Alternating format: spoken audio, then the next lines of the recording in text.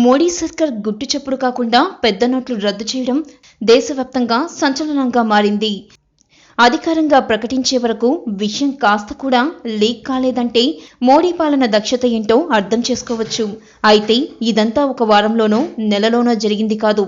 దాదాపు 6 ఏళ్ల కిందనే నోట్ల రద్దుకు బీజం పడింది.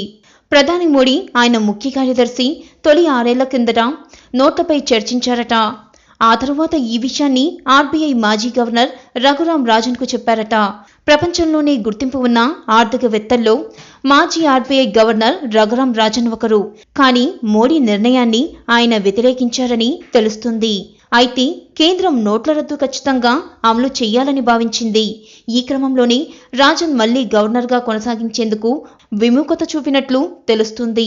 ఆ తరువాత ఈ వ్యవహారం ఆర్థిక శాఖతో ముడిపడి ఉండడంతో 3 నెలల క్రితం అరుణ్ జైట్లీతో దీనిపై చర్చించారట.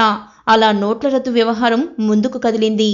ఆ తర్వాత జైట్లీ వెంటనే ఓ 2 నమ్మకస్తులైన సీనియర్ ఐఏఎస్ ఆఫీసర్లకు పని అప్పగించారట.